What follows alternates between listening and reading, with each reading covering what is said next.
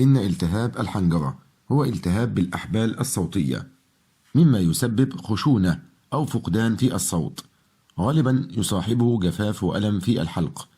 هناك الكثير والكثير من الأعشاب المزيلة للاحتقان تباع في الصيدليات ومتاجر بيع الأغذية الصحية هذه الأيام على شكل مستحلب. إذا كنت تعاني من التهاب مزمن في الحنجرة فلا بد أن تتوجه إلى الطبيب، فربما يكون ما تعانيه نذيرا بحالة خطيرة.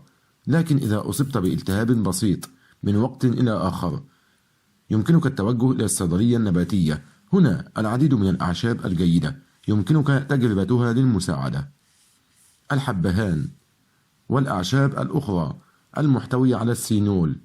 إن السينول الذي أعطيته في علاج سينيولاد لعازف البيانو من المعروف أنه طارد للإفرازات، ولذلك ربما يكون عاملا مساعدا في الشفاء. هنا العديد من الأعشاب ذات المحتوى المرتفع من السينول في ترتيب تنازلي: الحبهان وشجرة الحمى والنعناع السنبلي وإكليل الجبل والزنجبيل وجوزة الطيب والخزامة وبلسان النحل والنعناع الفلفلي وحشيشة الشفاء. إنني أقترح عمل مشروب من بعض هذه الأعشاب ومنها الزنجبيل، ثم أضف إليه عصير الأناناس قبل تناوله.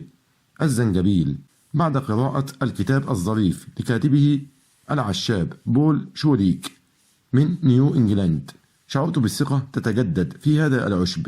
إنني أميل إلى تناول مشروبات أكثر من الطعام الموجود على شكل كراميل، لكن إذا أصبت بالتهاب في الحنجرة فربما أجرب الزنجبيل الكراميل.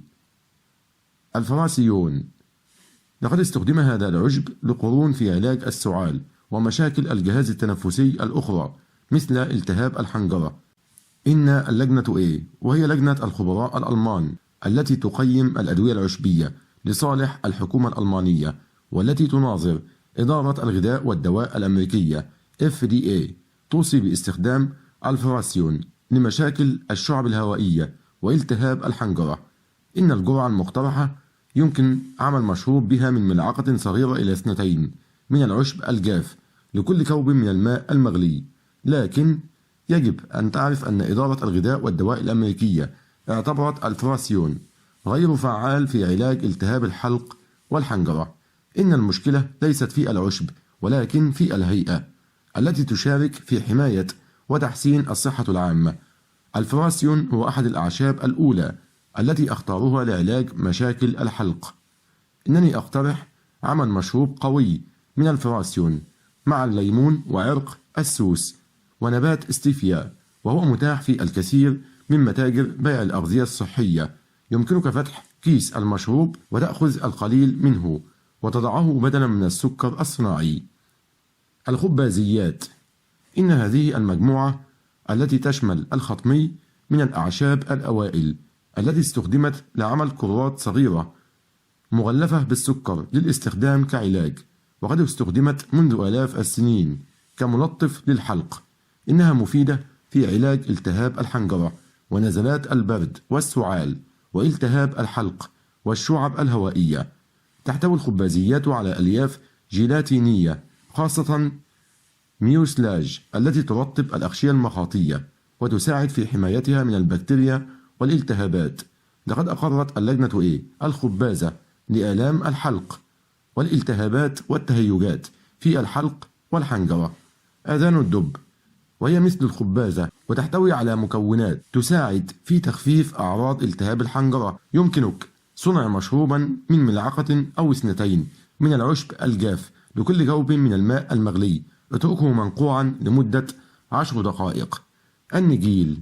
أنا أفضل النجيل كاسم مناسب لنبات طبي، ولقد أقرته اللجنة A لاضطراب الجهاز التنفسي مثل التهاب الحنجرة والسعال. الردبكية معروف باسم الزهرة المخروطية، وهو مفيد في تخفيف وعلاج التهابات الحنجرة، كما أنه يحسن من كفاءة جهاز المناعة والذي يحارب الميكروبات التي تسبب التهابات الحنجرة. بينما يسبب بعض التنميل أو الوخز فإنه أثر مؤقت وغير ضار. الراسن، والذي يعتبر من المطهرات والمنفسات المفيدة في علاج التهاب الحنجرة.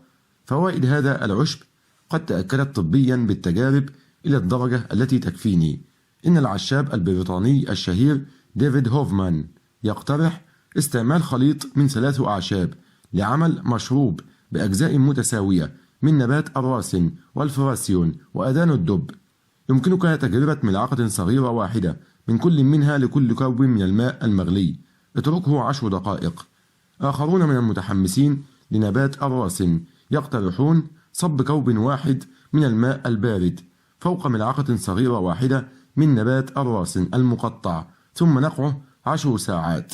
يمكنك تناوله 3 مرات يوميا. اللبلاب إنه علاج تقليدي قديم لعلاج السعال الديكي. تقترح اللجنة تناول القليل من اللبلاب الجاف بما يعادل 3 جرام، ذلك لتخفيف الأعراض الالتهابية للجهاز التنفسي منها التهاب الحنجرة. كما أن للنبات تأثير طارد للإفرازات يساعد في تقليل إفرازات الشعب الهوائية والتي تسبب السعال وتهيج الحلق. عسل راعي. تنصح اللجنة بتناول شاي مصنوع من 2 إلى 3 ملاعق صغيرة من العشب الجاف لكل كوب من الماء المغلي لعلاج التهاب الحلق والحنجرة. لسان الحمل. لقد استخدم متخصصو الأعشاب هذا النبات لقرون في علاج التهاب الحلق والحنجرة والسعال والشعب الهوائية. وقد ذكرت اللجنة أن لسان الحمل الإنجليزي بصفة خاصة مضاد للميكروبات وآمن، كما أنه ملطف وقابض للحلق.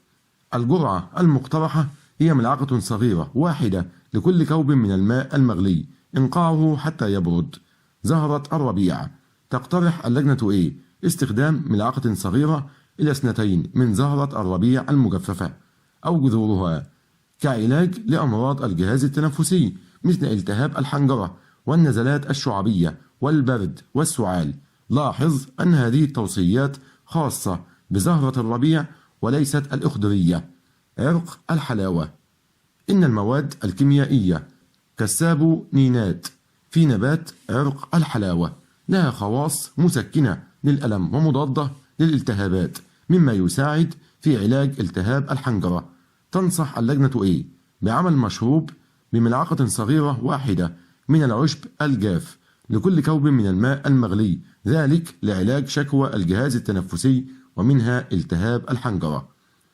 القراص الشائك. في السنوات الأخيرة لفت عصير أوراق وجذور نبات القراص الشائك الأنظار بسبب الأبحاث التي تتوقع فائدته في علاج حساسية الصدر والنزلات الشعبية وحمى القش.